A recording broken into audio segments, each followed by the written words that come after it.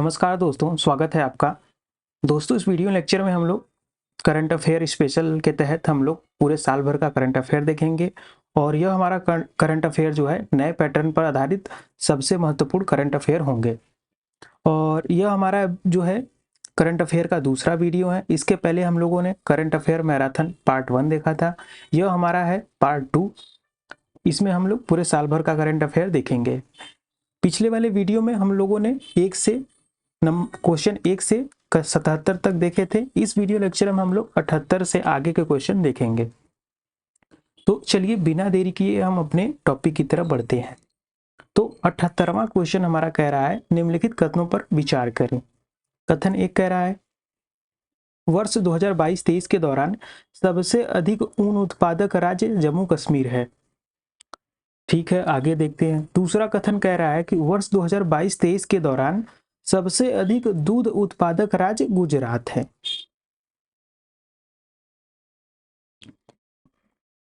अब देखिए, कह रहा है कि उपयुक्त में से कौन सा कथन सत्य है।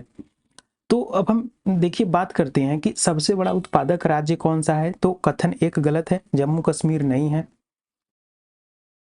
ऊन का सबसे बड़ा उत्पादक राज्य जो है वो राजस्थान है। कौन सा है? राजस्थान। और यह जो है कि पूरे भारत का अकेले 46% जो ऊन का उत्पादन करता है, अकेले करता है। मतलब आप मान सकते हैं कि आधा तो केवल राजस्थान में ही ऊन का उत्पादन हो रहा है। तो सबसे बड़ा ऊन उत्पादक राज्य कौन सा है? राजस्थान। अब यहाँ देखिए, सबसे बड़ा दूध उत्पादक राज्य की बात करें तो यह गुजरात नहीं है। सबसे बड़ा दूध उत्पादक राज्य जो है अपना उत्तर प्रदेश है। अब यह कितना परसेंट उत्पादन करता है? तो यहाँ देखें तो यह लगभग 18% दूध का उत्पादन, पूरे भारत का 18% दूध का उत्पादन अकेले उत्तर प्रदेश करता है। अब दूसरे नंबर पे ये जो है राजस्थान आता है। यह जो है लगभग 14.44% दूध का उत्पादन करता है। तो याद रखिएगा, पहले नंबर पे उत्तर प्रदेश है, दूसरे नंबर पे राजस्थान है। अगर आप तीसरा नंबर भी जानना चाहें तो तीसरे नंबर पे है मध्य प्रदेश। चलिए चौथा नंबर भी बता देते हैं। चौथा नंबर पे है गुजरात। तो गुजरात जो ऑप्शन में दिया था वह चौथे नंबर का सबसे बड़ा उत्पादक राज्य है। तो ये सारी बातें आप याद रखिएगा। और ऊन में दूसरा उत्पादक राज्य तो कश्मीर खुद है। अब ध्यान दीजिएगा, ये 22-23 का जो है रिकॉर्ड है। अब हम बात करें 21-22 में तो राजस्थान पहले नंबर पे था दूध के उत्पादन में। इस साल जो है उत्तर प्रदेश है। और इस साल जो है उत्तर प्रदेश गन्ना के उत्पादन में भी पहले नंबर पे है। याद रखिएगा, पहले नंबर पे है उत्तर प्रदेश। अभी तक उत्तर प्रदेश दूसरे नंबर पे आता था और जो है महाराष्ट्र पहले नंबर पे आता था। लेकिन इस साल हम बात करें 2023 में तो गन्ना के उत्पादन में सबसे बड़ा राज्य जो है उत्तर प्रदेश है। और चीनी के उत्पादन में भी सबसे बड़ा राज्य जो है उत्तर प्रदेश है। वैसे गन्ना का उत्पादन उत्तर प्रदेश में तो होता ही था सबसे ज़्यादा, लेकिन चीनी का उत्पादन कम होता था। लेकिन इस बार गन्ना और चीनी दोनों के उत्पादन में जो है उत्तर प्रदेश पहले नंबर पे है और चीनी के उत्पादन में महाराष्ट्र दूसरे नंबर पे पहुंच चुका है। याद रखिएगा, पहली बार यह हो रहा है, इसलिए हो सकता है पूछा जाए। तो ये बातें आप ध्यान रखिएगा। भारत का पहला यूपीआई एटीएम कहाँ लॉन्च किया गया है? अब यह इंपॉर्टेंट क्वेश्चन है क्योंकि भारत का कोई पहला चीज जो है स्टार्ट हो रहा है। तो पहला यूपीआई एटीएम जो है मुंबई में स्टार्ट किया गया है। अब यूपीआई एटीएम का क्या मतलब है? जैसे आप मान लीजिए एटीएम मशीन के पास जाते हैं तो आप कार्ड लेके जाते हैं, लेकिन इस एटीएम में आपको जो है एटीएम कार्ड लेके जाने की जरूरत है नहीं। आप यूपीआई से अपने फ़ोन में एक नंबर सेट कीजिए, हमें इतना 500-1000 रुपये निकालना है, फिर यहाँ स्कैन करिए, आपका पैसा निकल जाएगा। तो यह है यूपीआई एटीएम। वर्ष 2023 का 33वां ब्याज सम्मान दिया गया, किसे दिया गया? तो 33वां ब्याज सम्मान जो है पूछा जा रहा है किसे दिया गया। तो यह जो है पुष्पा भारती को दिया गया 33वां ब्याज सम्मान। याद रखिएगा, इंपॉर्टेंट है। जो है सम्मान से, अवार्ड से एक क्वेश्चन आते ही आते हैं। तो जो है पुष्पा भारती को दिया गया। अब इनका लेख क्या है? तो यह इनका जो कृति है, लेख है यादें, यादें, यादें और यादें, बस तेरी यादें। तो यादें यादें और यादें जो है, इनकी कृति के लिए 33वां व्यास सम्मान पुरस्कार मिला है। और यह व्यास सम्मान पुरस्कार देता कौन है? तो जो है के बिरला फाउंडेशन, याद रखिएगा, बिरला फाउंडेशन देता है।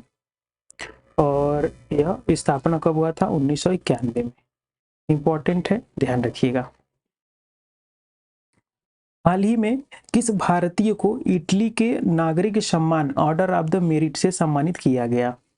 तो इटली का जो है यह नागरिक सम्मान है, ऑर्डर ऑफ द मेरिट। तो पूछा जा रहा है किसे दिया गया। तो अब यहाँ देखिए, कबीर वेदी, नरेंद्र मोदी, सोनिया गांधी या फिर शाहरुख खान। अब शाहरुख खान और सोनिया गांधी तो आप काट सकते हैं। अब ध्यान दीजिए कि आपने सुना होगा बहुत सारे अवार्ड जो हैं वो प्रधानमंत्री को मिले हैं, तो यहाँ नरेंद्र मोदी नहीं होगा। ऑप्शन हमारा है कबीर वेदी। इम्पॉर्टेंट है क्योंकि बहुत सारे अवार्ड मोदी जी को मिले हैं, पर यह एक अलग अवार्ड है जो कबीर वेदी को मिला है। याद रखिए, दोनों के लास्ट में दी आता है, मोदी वेदी। निम्नलिखित पर विचार करें। ठीक है, करते हैं। तो देखिए, कह रहा है कि ईरान, सऊदी अरब और दक्षिण कोरिया, उपरोक्त में से कितने देशों को ब्रिक्स समूह के नए सदस्य बनने हेतु आमंत्रित किया गया है? अब आपको पता है कि हाल ही में जो ब्रिक्स का सम्मेलन हुआ, उसमें 6 नए सदस्यों को जोड़ने की बात हुई है कि 6 नए सदस्य और बनेंगे। तो ब्रिक्स में जो सदस्य थे वो तो रहेंगे, 6 नए इनवाइट किए गए हैं कि आप बन सकते हैं। इनमें कौन सा देश है पूछा जा रहा है। तो बिल्कुल ईरान है, सऊदी अरब है, लेकिन दक्षिण कोरिया नहीं है। तो इसका आंसर हमारा जो है कथन बी सही है, 1 और 2। अब इसके बारे में आप थोड़ा समझिए कि बाकी के अगर जो 6 नए सदस्य बने हैं, तो 2 तो हो गए, ईरान और सऊदी अरब। बाकी के 4 कौन हैं? तो तीसरा यहाँ हो गया यूएई हो गया। ये तीनों हो गए मुस्लिम कंट्री, मतलब एक जगह के देश हो गए। तो ऐसे याद रखिए कि ईरान, सऊदी, यूएई हो गए 3। अब बाकी के देखिए, इजिप्ट हो गया, इजिप्ट हो गया, इजिप्ट। और फिर अगला जो है इथियोपिया, और जो है एक छठा लास्ट है अर्जेंटीना। अब ध्यान दीजिए कि ईरान, सऊदी, यूएई, इजिप्ट और इथियोपिया, ये 5 देश ने जो है आमंत्रण को, ये जो आमंत्रित किया गया था, इसको मंजूर कर दिया है कि ठीक है हम बनेंगे। लेकिन अर्जेंटीना ने नकार दिया कि साहब हम नहीं बनेंगे। तो अभी 5 में से वो सॉरी 6 में से केवल 5 ही नए सदस्य जुड़े हैं। तो ये बात आप याद रखिएगा, केवल 5 ही नए सदस्य हैं। अर्जेंटीना ने मना कर दिया है आमंत्रण को। तो इसका आंसर हमारा बी है। अब देखिए, कोई ये स्कीम है उल्लास, तो पूछा जा रहा है उल्लास निम्नलिखित में से किसकी पहल है? तो इसका फुल फॉर्म देखिए तो हो सकता है आप समझ जाए, understanding life long learning for all in society. अब इससे आपको क्या समझ में आ रहा है कि ये किस जो है मंत्रालय का हो सकता है? तो देखिए, यहाँ learning for all societies, learning से जो भी अगर आप ट्रिक निकाल सकते हैं तो निकाल सकते हैं। तो नीति आयोग का पता नहीं, शिक्षा मंत्रालय का, वित्त मंत्रालय या फिर विज्ञान प्रौद्योगिकी मंत्रालय। अब वित्त मंत्रालय का तो बिल्कुल नहीं लग रहा है। अब life long learning for all societies, अब ये भी जो विज्ञान और प्रौद्योगिकी मंत्रालय का भी नहीं लग रहा है। अब इसमें आप देखिए कि नीति आयोग का है कि केंद्रीय शिक्षा मंत्री का है, मंत्रालय का है। तो बहुत सारे ऐसे जो स्कीम हैं जो नीति आयोग चलाती है, बात बिल्कुल सही है, लेकिन यह हमारा अगर लर्निंग से देखें तो यह शिक्षा मंत्रालय का आ रहा है। तो इसका आंसर जो है हमारा बी सही है, केंद्रीय शिक्षा मंत्रालय द्वारा उल्लास स्कीम, इस योजना चलाई जा रही है। इसका फुल फॉर्म भी याद रखिएगा, understanding life long learning for all in societies.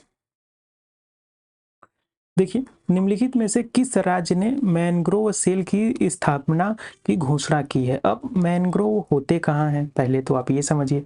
अगर आप कहीं ना कहीं वो जो डेमोग्राफी आप समझ रहे हैं वहाँ की, कि वहाँ का जो है कैसा है, तो इससे आप बहुत सारे सवाल कर सकते हैं। तो मैंग्रोव होता कहाँ है? गुजरात, तमिलनाडु, ओडिशा या पश्चिम बंगाल। तो आपको पता है कि मैंग्रोव के लिए सबसे बड़ा जो वन है वो सुंदरवन है, तो कहीं ना कहीं वहीं स्टार्ट होगा। अगर आपको पता है तब तो अच्छी बात है। तो आंसर हमारा जो है पश्चिम बंगाल है। हाल ही में किस राज्य सरकार ने मुख्यमंत्री सौर मिशन शुरुआत किया है? तो मुख्यमंत्री सौर मिशन जो है मेघालय ने स्टार्ट किया है।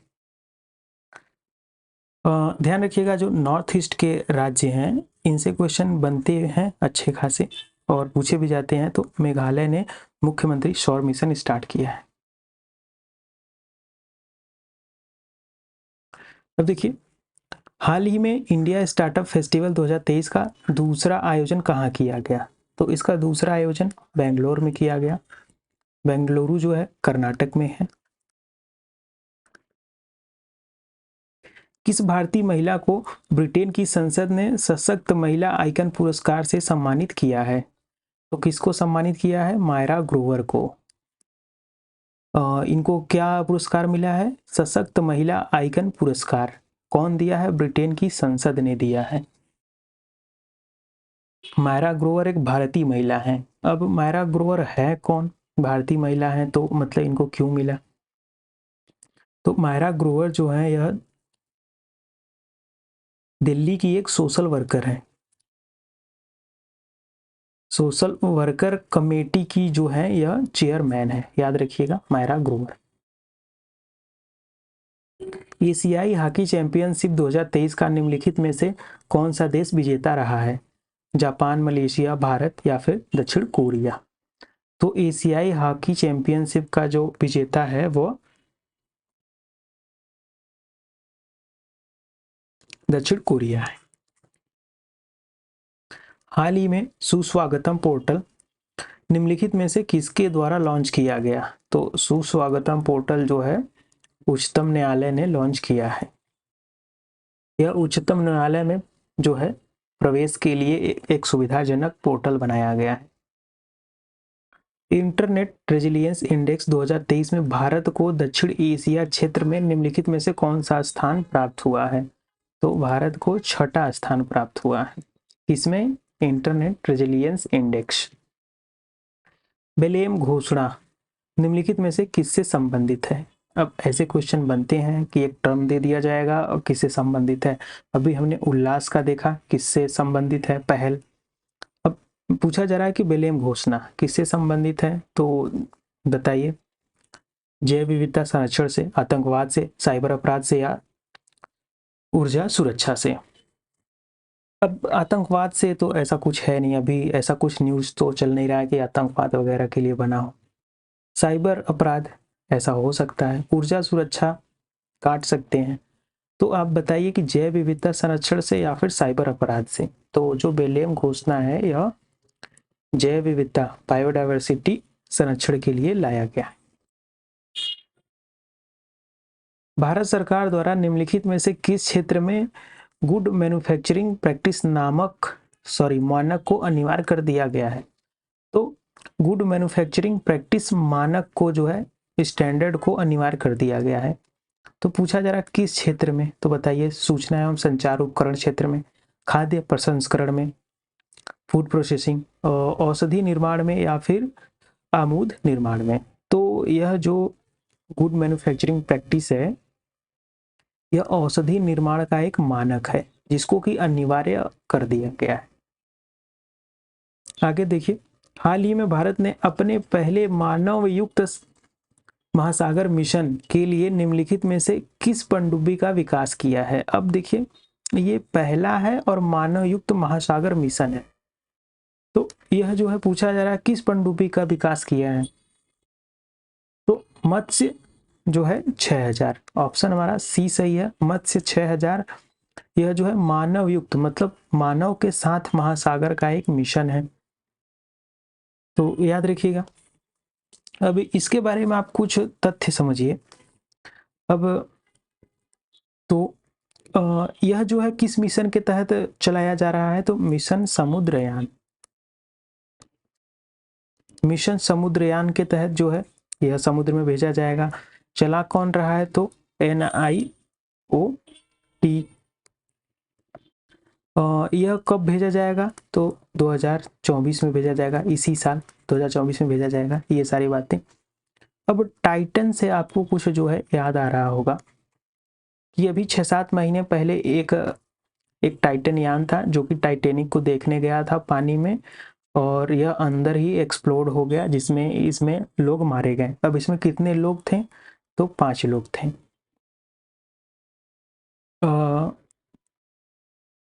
यह टाइटन कौन सी कंपनी की जो यह पनडुब्बी थी? तो यह ओशियन गेट की जो है ओशियन गेट कंपनी थी, यूएसए की। यहाँ की कंपनी थी ओशियन गेट, उसका एक जो है पनडुब्बी था टाइटन। ये गया था, इसमें 5 लोग गए थे टाइटेनिक का मलबा देखने। कब गए थे? 18 जून को। अब कौन से सागर में एक्सप्लोड हुआ था? तो ध्यान रखिएगा, नॉर्थ अटलांटिक ओशन में। ये इतना बातें याद रखिएगा, डेट जरूर याद रखिए। और कौन से ओशियन में गया था? नॉर्थ अटलांटिक ओशन में। 5 लोग थे, कंपनी थी ओशियन गेट, थी कंपनी अमेरिका की। तो ये सारी बातें याद रखिएगा। अब देखिए, हाल ही में राष्ट्रीय बाल अधिकार संरक्षण आयोग द्वारा निम्नलिखित में से कौन सा पोर्टल लॉन्च किया गया? तो बाल अधिकार के लिए है तो मासी पोर्टल। अब देखिए 95 का क्वेश्चन कह रहा है कि हाल ही में 13वां महारत्न का दर्जा प्राप्त करने वाली केंद्रीय सार्वजनिक उद्यम निम्नलिखित में से कौन सा है? तो याद रखिएगा, अभी भारत में कुल 13 महारत्न कंपनियां हैं, और लास्ट का जो 13th है वो कौन सा है? ऑयल इंडिया लिमिटेड है। ऑयल इंडिया लिमिटेड यह 13वां महारत्न कंपनी है, और यह भारत में कितने महारत्न है? तो 13 है, याद रखिए, इंपॉर्टेंट है।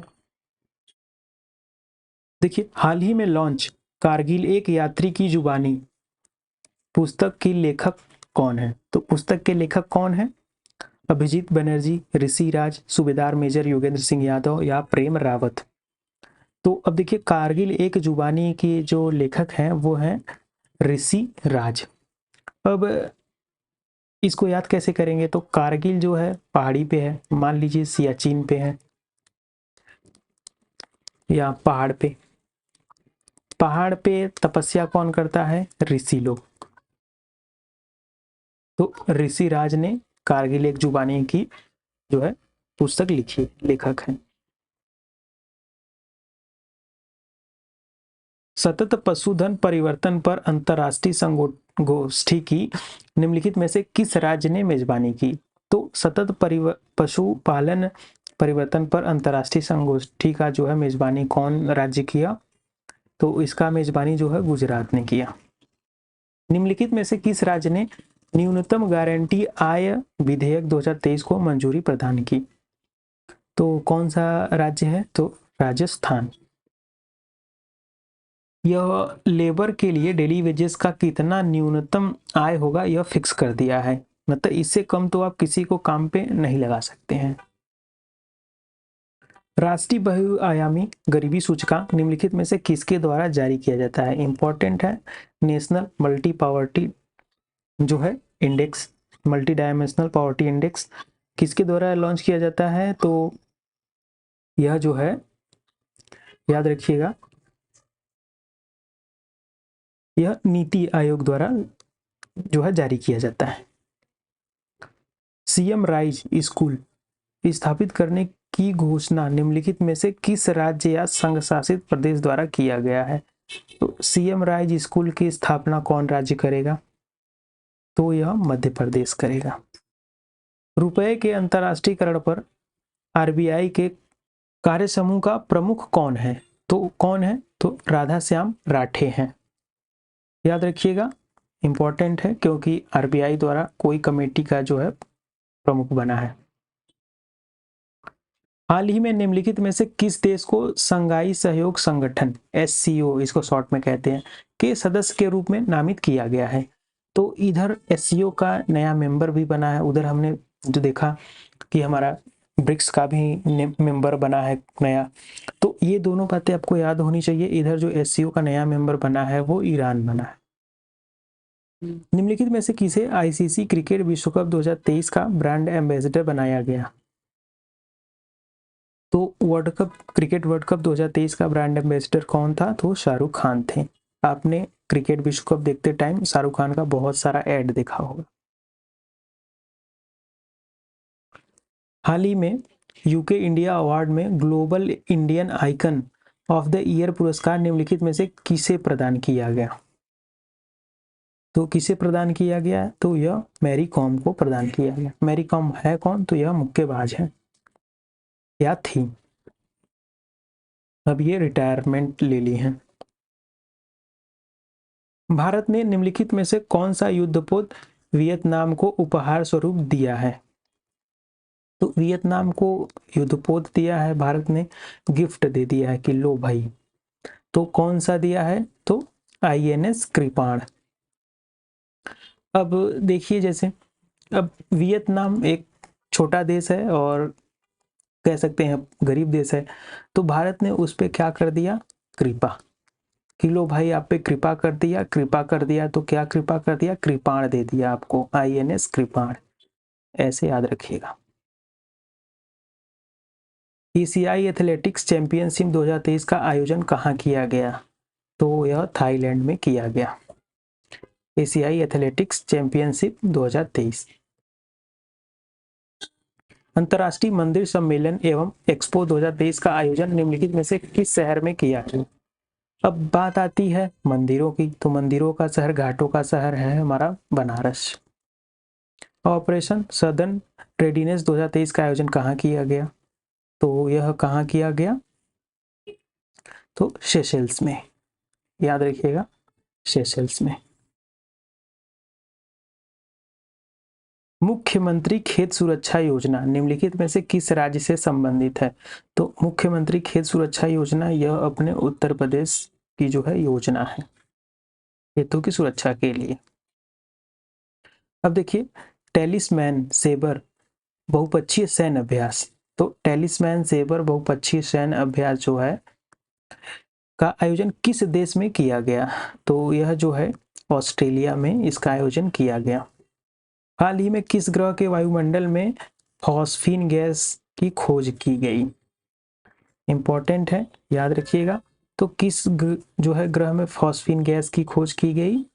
तो यह शुक्र ग्रह में। शुक्र को इंग्लिश में जिसको नहीं पता है तो ध्यान रखिएगा, इसको वीनस कहते हैं।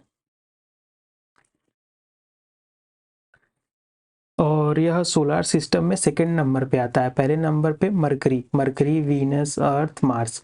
अगर मैं इसका सीरियल बताऊं आपका सन से, तो ये हमारा सन है। इससे इधर से अगर सीरियल बताऊं तो मरकरी, वीनस, अर्थ, मार्स, ऐसे है, याद रखिएगा।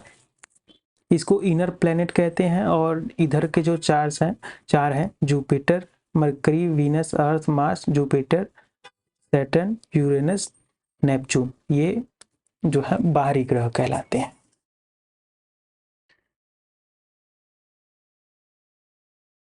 अब देखिए, $3 ट्रिलियन का बाजार पूंजीकरण हासिल करने वाली विश्व की सबसे मूल्यवान कंपनी कौन सी है? अब बताइए, $3 ट्रिलियन की कौन सी कंपनी बन सकती है? गूगल हो सकती है, या माइक्रोसॉफ्ट, या फिर अमेजन, या फिर एप्पल। आपने यहाँ स्पेस एक्स का नाम नहीं अगर होता तो लगता हो सकता है वो हो सकता है, क्योंकि इलोन मस्क जो है दुनिया के सबसे अमीर इंसान है। तो इनमें, इन्हीं चार में ना अमेजोन है, ना जो है गूगल है, ना माइक्रोसॉफ्ट। एप्पल जो है यह $3 ट्रिलियन बाजार वाली जो है कंपनी बन चुकी है। निम्नलिखित में से किस संस्था द्वारा विश्व निवेश रिपोर्ट, वर्ल्ड इन्वेस्टमेंट रिपोर्ट 2023 जारी किया गया? तो विश्व निवेश रिपोर्ट जो है व्यापार और विकास पर संयुक्त राष्ट्र सम्मेलन द्वारा जारी किया गया है। अब देखिए, बुक के बारे में पूछा जा रहा है, through the broken glass an autobiography, पुस्तक के लेखक कौन है? तो काफी इंपॉर्टेंट पुस्तक है और इसे लिखने वाले इंसान काफी बड़े हैं। तो इसे जो लिखा है टीएन सेशन लिखा है, इन्होंने लिखा है। और ये through the broken glass an autobiography, अब ये थे कौन? तो यह जो है भारत के पूर्व चीफ इलेक्शन कमिश्नर थे। चीफ इलेक्शन कमिश्नर, पूर्व जो है सूचना आयुक्त थे, मुख्य सूचना आयुक्त। और इनका एक जो है वाक्य बहुत फेमस है, ये कहते थे राजनेता को मैं नाश्ते में जो है खाता हूं। अब कैसे खाते थे पता नहीं। हाल ही में पहले वैश्विक खाद्य नियामक सम्मेलन का आयोजन किस शहर में किया गया? तो अपने राजधानी में किया गया, नई दिल्ली में। वैश्विक शांति सूचकांक 2023 में भारत का कौन सा स्थान है? तो ग्लोबल पीस इंडेक्स में पूछा जा रहा कौन सा स्थान है, तो 126वां स्थान है। और हम बात करें ग्लोबल जेंडर गैप रिपोर्ट में, तो उसमें सूचकांक में कौन सा स्थान है, तो 127वां स्थान है। और यह जो है ग्लोबल जेंडर गैप रिपोर्ट कई बार पूछा गया है, कौन निकालता है, तो वर्ल्ड इकोनॉमिक फोरम निकालता है। मेरा बिल मेरा अधिकार योजना निम्नलिखित में से किस राज्य ने शुरुआत किया? तो हरियाणा। निम्नलिखित में से कौन सा क्षेत्र भारत का सबसे बड़ा जो है व्यापार भागीदार है? कौन सा क्षेत्र भारत का सबसे बड़ा व्यापार भागीदार, जहां से हम लेन देन खूब करते हो? तो पश्चिम एशिया है ये। तेल वेल को लेकर भी जो है। भारत के पहले स्वदेश निर्मित गाइडेड मिसाइल विध्वंसक के रूप में जाने जाने वाले किस युद्धपोत ने भारत जापान समुद्री अभ्यास जीमैक्स 2023 के 7वें संस्करण में भाग लिया? तो कौन सा युद्धपोत भाग लिया? आईएनएस दिल्ली, कमोर्टा, शक्ति या फिर विक्रांत? तो किसने लिया? तो आईएनएस दिल्ली ने जो है भाग लिया है जापान भारत समुद्री अभ्यास में, जीमैक्स इसको कहते हैं, Japan India maritime exercise. Parul Chaudhary, अब इनके बारे में, तो पारुल चौधरी ने एशियाई एथलेटिक्स चैंपियनशिप 2023 में किस स्पर्धा में स्वर्ण पदक जीता? तो देखिए किस स्पर्धा में जीता, तो महिलाओं की 3000 मीटर जो है स्टीपल चेज में, स्टीपल चेज में। अब स्टीपल चेज होता क्या है, तो जैसे आपने देखा होगा ऐसे रेस की पट्टी होती है, तो ऐसे मान लीजिए ट्रैक है, तो बीच बीच में कुछ बाधाएं डाल देते हैं। ऐसे इंसान दौड़ते दौड़ते आता है, फिर इसको कूदता है, फिर दौड़ते दौड़ते आता है, बीच बीच में ऐसे स्टेपल लगे होते हैं, उसको कूद के पार करना होता है आपको, तो इसी को कहते हैं स्टीपल चेज। इसी में जो है 3000 मीटर की दौड़ में महिलाओं की श्रेणी में पारुल चौधरी ने एशियाई एथलेटिक्स चैंपियनशिप 2023 में स्वर्ण पदक जीता है। इंपॉर्टेंट है, याद रखिएगा। खेलो इंडिया अभियान का जो है उद्देश्य क्या है? तो खेलो इंडिया अभियान का उद्देश्य क्या है, क्या हो सकता है? तो प्रतिभाशाली खिलाड़ियों की पहचान करना और खेल के बुनियादी ढांचों को बढ़ाने के लिए एक मंच प्रदान करना। इजी है। एशियाई क्रिकेट परिषद एसीसी के अध्यक्ष कौन है? तो बताइए, जय शाह, सौरभ गांगुली, एहसान मणि या फिर डेविड जो है रिचर्डसन? तो जो एशियाई क्रिकेट परिषद के अध्यक्ष हैं यह अमित शाह के लड़के जय शाह हैं। तो ऑप्शन हमारा ए सही है। अब ध्यान देते चलिए कि एशियाई क्रिकेट परिषद का अब अध्यक्ष तो ठीक है जय शाह है, इस साल वर्ल्ड कप हुआ है तो हो सकता है ऐसे क्वेश्चन बने। अब इसका जो है हेडक्वार्टर की बात करें तो यह श्रीलंका के कोलंबो शहर में है। श्रीलंका की राजधानी की बात करें तो कोलंबो है नहीं, यह बात ध्यान रखिएगा। तो इसका जो राजधानी है जयवर्धने कोट्टे है। अब एसीसी ठीक है, आपने सुना होगा एशिया क्रिकेट परिषद। अब आपने इंटरनेशनल क्रिकेट परिषद भी सुना होगा, अंतर्राष्ट्रीय क्रिकेट परिषद, इंटरनेशनल क्रिकेट काउंसिल या फिर आईसीसी। अब इसके बारे में ध्यान दीजिए, इसका जो हेडक्वार्टर है ये है दुबई में। दुबई है कहाँ, तो यूएई में है, यूनाइटेड अरब अमीरात में। और इसके अध्यक्ष की बात करें तो ग्रेग बार्कले हैं। कौन है? ग्रेग बार्कले, याद रखिएगा, इंपॉर्टेंट है दोनों क्वेश्चन। अब देखिए, हाल ही में फीफा महिला फुटबॉल विश्व कप का आयोजन किन देशों के द्वारा संयुक्त रूप से आयोजित किया गया? तो 2 देशों में हुआ है फीफा महिला फुटबॉल विश्व कप। तो कौन से वो देश हैं? 2 तो ऑस्ट्रेलिया और न्यूजीलैंड है। और जीता कौन है? तो स्पेन। लाइफ टाइम अचीवमेंट के लिए राष्ट्रीय भूविज्ञान पुरस्कार 2022 किसे प्राप्त हुआ? तो डॉक्टर ओम नारायण भार्गव को। 28 से 30 जुलाई 2023 तक सेमिकॉन इंडिया 2023 कार्यक्रम कहाँ आयोजित हुआ? तो गुजरात के गांधीनगर में। अब देखिए, जुलाई 2023 में नीति आयोग द्वारा जारी राष्ट्रीय बहुआयामी गरीबी सूचकांक के अनुसार भारत के किस राज्य में गरीबों की संख्या में सबसे अधिक गिरावट दर्ज की गई है? तो यह उत्तर प्रदेश ही है।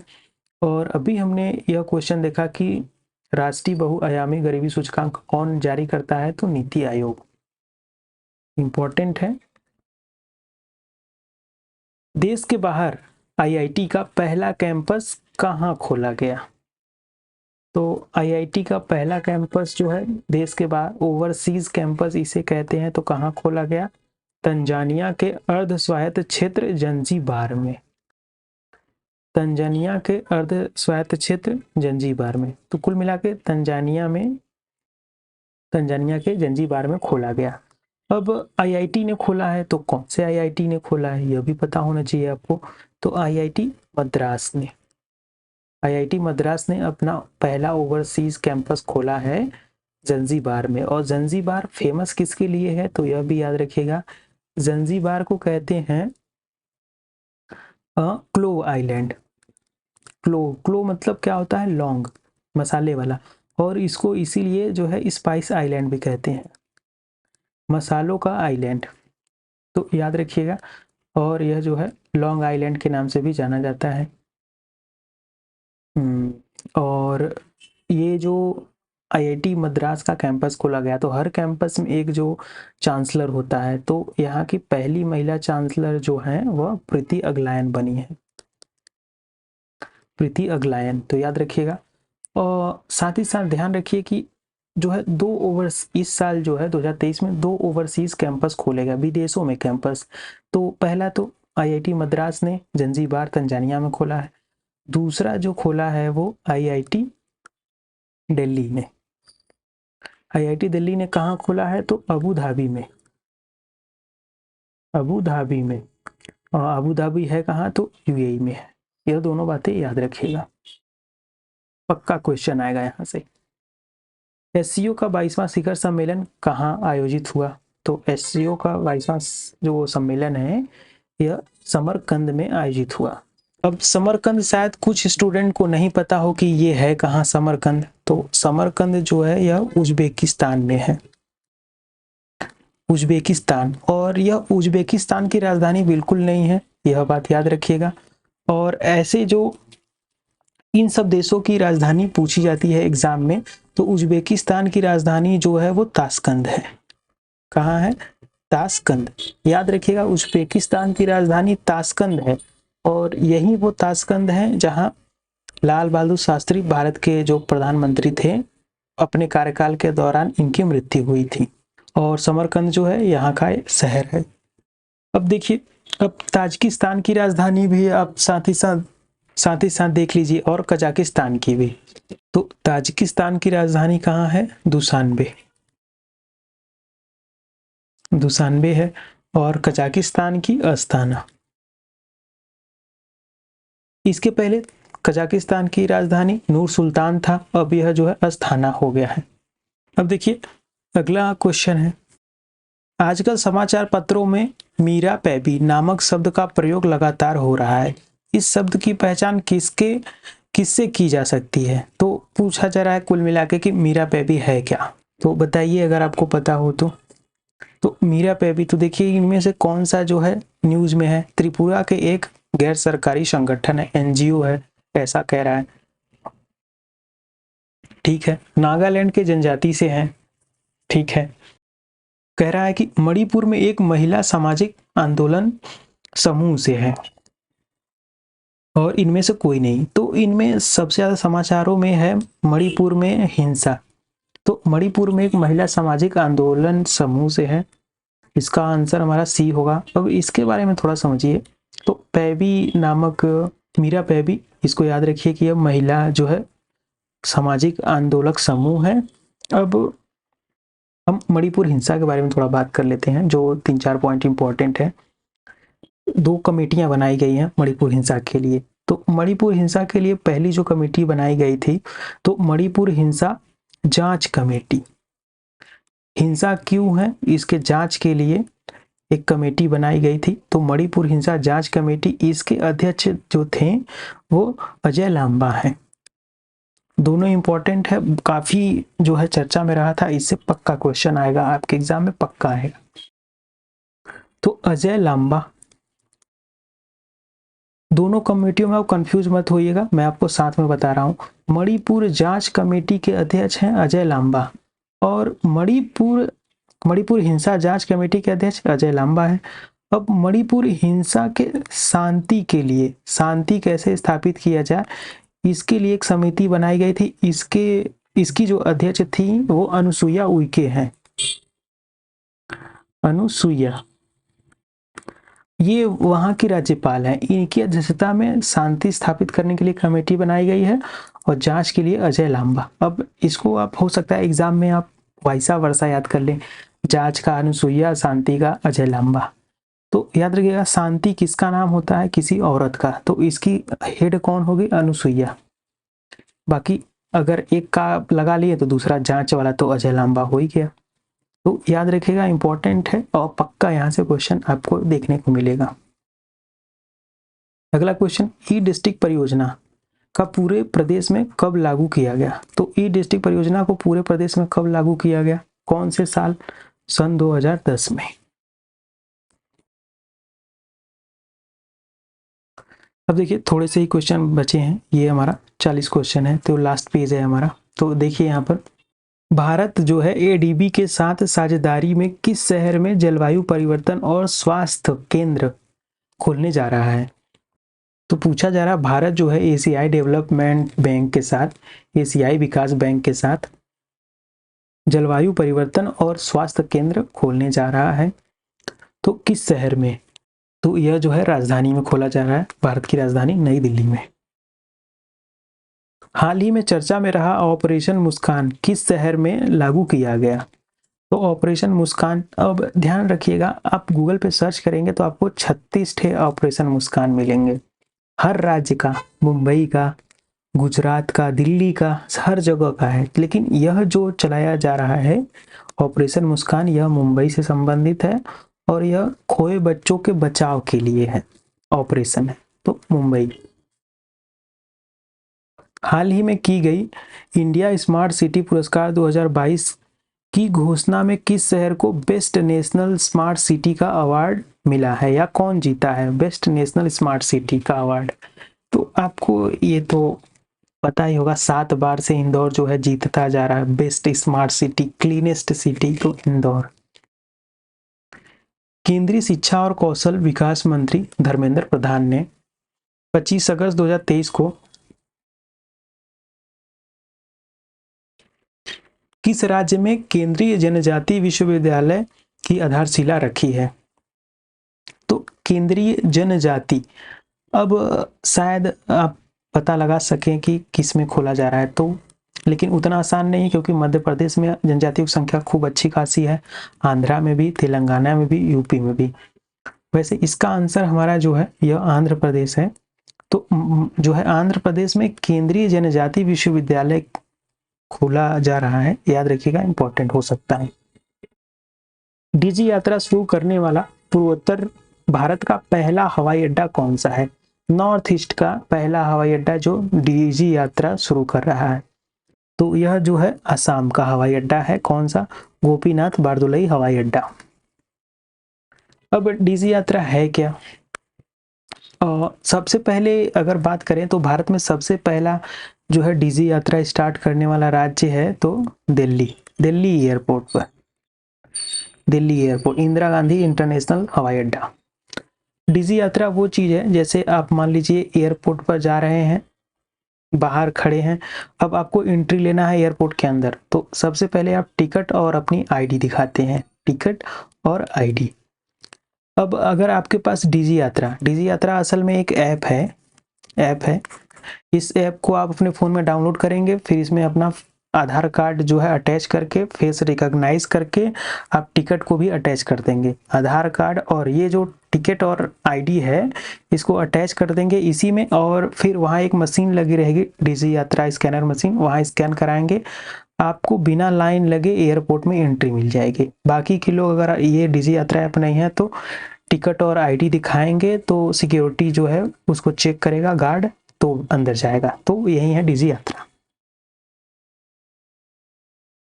देखिए 69वें राष्ट्रीय फिल्म पुरस्कारों में बेस्ट फीचर फिल्म के लिए किस फिल्म को चुना गया? तो इसको चुना गया रॉकेटरी द नाम्बी इफेक्ट्स। मैग्सन कार्लसन ने फाइनल में किसे हराकर शतरंज विश्व कप चैंपियन जीता? तो जो है आर प्रज्ञानंदन को हराया, रमेश बाबू प्रज्ञानंदा। अब इसमें दो बातें हैं, इंपॉर्टेंट है। जो शतरंज विश्व कप में फाइनल में कौन जीता? तो मैग्सन कार्लसन, मेरे ख्याल से ये रूस के हैं, और उप विजेता जो बने हैं वो भारत के जो है रमेश बाबू प्रज्ञानंदा।